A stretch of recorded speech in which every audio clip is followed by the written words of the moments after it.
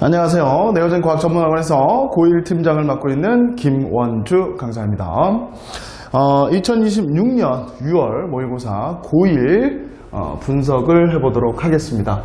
일단 모의고사의 전체적인 그 3월 모의고사를 좀 비교를 해보면요. 일단 6월 모의고사는 고1 통합과학의 범위에서만 나왔습니다. 그래서 고1 통합에 여러분들이 이제 중간고사도 볼 거고 지금 기말고사는 한창 준비실 텐데 거기에 해당되는 부분의 문제들이 나왔기 때문에 여러분들이 느끼시기에 그래도 조금 익숙했던 문제들이 많이 나오지 않았을까라는 생각을 해봅니다. 자, 그러면 이제 전체적으로 문항을 한번 보도록 하겠습니다. 일단 1번부터 25번까지 전체적으로 문항을 좀 보면요. 배점은 당연히 이제 골고루 출제가 됐고 통합과학 1에서만 출제가 되었기 때문에 전체 영역을 다 다루진 않았으니까 통합과학 2 영역은 안 다뤘기 때문에 기본적으로 여러분들이 내신 대비를 해왔던 범위구나 라고 생각해 보시면 될 것 같고요. 문제를 전체적으로 보면 단원간 통합하는 문제들이 출제가 됐습니다. 물론 3월 달에도 단원간 통합 문제가 출제가 되었고 요번에 단원간 통합 문제는 그렇게 난이도가 높거나 아니면 그 단원간 그 출제되는 비율에 대한 영역들이 다양하진 않았기 때문에 여러분들이 그렇게 어렵진 않았을 거고 여러분이 느끼시기에 내신형 문제가 다소 출제가 됐죠. 아직 수능 문제가 나오진 않았기 때문에 지금 전체적인 모의고사의 툴을 보시면 우리가 내신에서 봤었던 문제들도 다소 출제가 되었습니다. 그리고 체감 난이도는 학생들하고 이런저런 얘기를 좀 해보고 학생들하고 이런저런 그 모의고사에 대한 얘기를 해보았을 때 체감 난이도는 다소 쉬웠다라고 느껴진다고 생각이 듭니다. 물론 공부를 어느 정도 이제 내신 대비를 했었던 친구들한테는 좀 쉬웠겠지만 그래서 공부에 대한 부분들을 꼼꼼하게 처음부터 통합과학은 처음부터 끝까지 다 연결이 되어 있고 그 부분에 대해서 여러분들이 꼼꼼하게 점검을 해야지만 좋은 결과를 얻을 수 있겠다라는 걸 다시 한번 강조드립니다. 그래서 문제 난이도는 하부터 중상까지 나왔는데 상난이도의 문제는 그렇게 많지 않았기 때문에 여러분들이 문제 푸는 데 있어서 그렇게 힘들진 않았구나라는 생각을 좀 해보고요. 오답률이 지금 많은 여기 지금 많은 뒤쪽으로 갈수록 오답률이 좀 더 많아지죠. 그래서 뒤쪽으로 갈수록 오답률이 많아지니까 자, 오답률이 높였던 문제들을 좀 살펴보도록 하겠습니다. 일단은 16번 문제입니다. 그래서 46.2%가 오답률이 해당이 됩니다. 그러니까 여기 나와 있는 문제들 쭉 보시면 일단 몇 가지 문제들만 좀 훑어보도록 하겠습니다. 16번 문제 같은 경우는 지금 규산형 광물에다가 주기율표의 원소를 융합한 문제죠. 그래서 그 두 가지를 융합했기 때문에 아마 여러분들이 조금 당황하지 않았을까라고 생각이 들고요. 두 번째 13번 문제 44.9%가 오답률인데 이 문제도 사람의 구성 원소의 질량비를 해놓고 원소의 특징들 원자과 전자 이런 걸 물어봤기 때문에 이것도 화학 파트와 생명 파트의 통합형 문제다라고 생각을 해봅니다. 그 다음에 세 번째 해당되는 게 지금 25번 문제 40.7%고요. 요거는 아마 기말고사 대비를 하고 있는 친구들이면 아직 진도를 안 나갔을 수도 있는데 판구조론에 대한 기본적인 내용들을 묻고 있습니다. 그래서 판구조론에 대한 정확한 이해가 필요한 문제다라고 다시 한번 얘기를 드릴 거고요. 자, 네 번째로 오답률이 많은 게 23번 문제 40.2%입니다.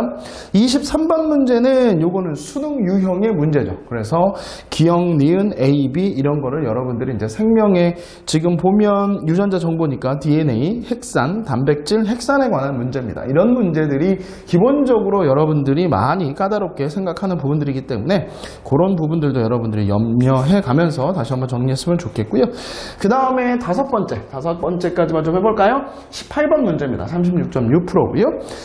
오답률이 굉장히 높죠. 18번 문제 같은 경우는 우리가 이제 1학기 통합과학 1에서는 물리학 파트가 그렇게 많이 나오진 않지만 거기 이제 우리 기말고사 범위에 역학 시스템이 들어가는데 이번 범위에는 역학 시스템이 들어가지 않았기 때문에 도체, 반도체 이런 물리학적 부분들이 나왔습니다. 근데 실험 문제 해석이었기 때문에 여러분들이 조금만 신경 썼으면 충분히 맞출 수 있었던 문제였다라는 생각을 해봅니다. 그래서 이렇게 오답률 높은 문제들을 한번 해봤고요.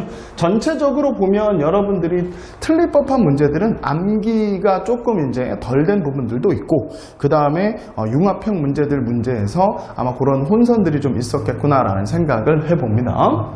그리고 전체적으로 어떤 단원이 나왔는지 한번 살펴보도록 하겠습니다. 그래서 지금 1단원, 2단원, 3단원의 지구 시스템 그 부분, 앞부분까지 골고루 좀 출제가 된 부분이 있고요. 그리고 여러분들이 과학의 기본량과 측정량과 표준도 여러분 오답률 높은 부분으로 들어가잖아요. 이 앞부분에 나와 있는 부분들이 얼마나 유형별로 변형이 될 수 있는지를 생각을 해보신다면 측정과 표준, 그 다음에 과학의 기본량 부분 등 꼼꼼하게 다시 한번 여러분들이 복습해야 된다라는 생각을 들고, 나머지 부분들은 여러분들이 내신 부분에서 많이 봐왔던 문제 영역이라서 충분히 여러분들이 해석하실 수 있겠다라는 생각을 해봅니다.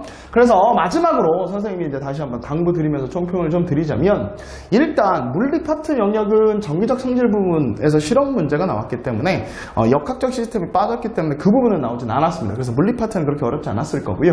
지구과학 파트 같은 경우가 그 지금 시험 범위에 해당되는 부분에서 지구과학 파트가 우주의 원소 생성, 그 다음에 별의 진화 과정, 그 다음에 스펙트럼 부분, 그 다음에 지각 형성 문제, 그 다음에 판구전원, 이런 것들이 다양하게 나왔기 때문에 지구과학 파트에서 보기를 보면 융합형, 즉 화학이나 또는 뭐 생물 그런 부분에 있어서 융합형 문제나 또는 자료 해석 문제로 많이 나왔습니다. 그러니까 어떤 자료를 줬을 때 지구과학에서 그걸 얼마만큼 해석할 수 있는지에 대한 부분들을 물어보는 부분들이니까 그런 부분들 꼼꼼히 공부해야 될 것 같고요. 화학 파트 부분들 같은 경우는 물론 수능형 문제들도 보입니다. 이온결합, 공유결합 그거 찾는 문제들도 나왔었고, 그다음 융합형 문제라고 하는 건 어떤 거냐면 기본적으로 지구과학, 뭐 생명, 그 다음에 물리 파트에서도 화학 보기가 들어갈 수 있기 때문에 화학적인 기본 소양은 반드시 여러분들이 꼭 숙지하시고 고등학교 2학년, 3학년 올라가더라도 잊지 않도록 반드시 정리를 좀 해두셔야 될 것 같습니다. 그 다음에 생명 파트 부분에서는 수능형 문제가 나왔죠. 고2, 고3 언니 오빠들이 풀던 그런 수능 유형의 문제들이지만 난이도는 그렇게 높지 않았기 때문에 꼼꼼하게 암기하고 100% 이해하는 게 참 중요하다 생각이 들고요. 실험 해석 문제, 즉 문제가 긴 문제들도 다소 보였기 때문에 문제가 길어졌을 때 꼼꼼하게 문제를 읽고 그 문제를 판단하는 그런 부분들도 필요하겠다라는 생각을 해봅니다. 자, 마지막으로 선생님이 좀 당부드리고 싶은 말씀은 고1의 통합과학 모의고사가 그렇게 난이도가 높진 않지만 그래도 기본적으로 여러분들이 꼭 알아야 되는 부분들이 나와 있기 때문에 그 부분들은 잊지 말고 고2, 고3에 올라가서더라도 꼭 잊지 말아야 되는 부분들이 모의고사 문제에 출제되었고, 그런 문제들을 바탕으로 여러분들이 나중에 고2, 고3 가서 어려운 문제들도 풀 수 있는 힘이 생기겠다라는 생각을 해봅니다. 그래서 기본만큼은 좀 잊지 말고 공부 꼼꼼히 해주시면 되실 거고요. 여러분이 모의고사 보시면 아시겠지만 통합과학만 나왔을 경우에는 우리가 보고 있는 내신 공부의 기본 개념만 충분하게 여러분이 한다 하더라도 충분히 모의고사 점수 좋게 나올 수 있습니다. 그러니까 꼭 기본기를 탄탄하게 가질 수 있도록 해주시고요. 그래서 6월 모의고사 분석 여기서 마치도록 하겠습니다. 감사합니다.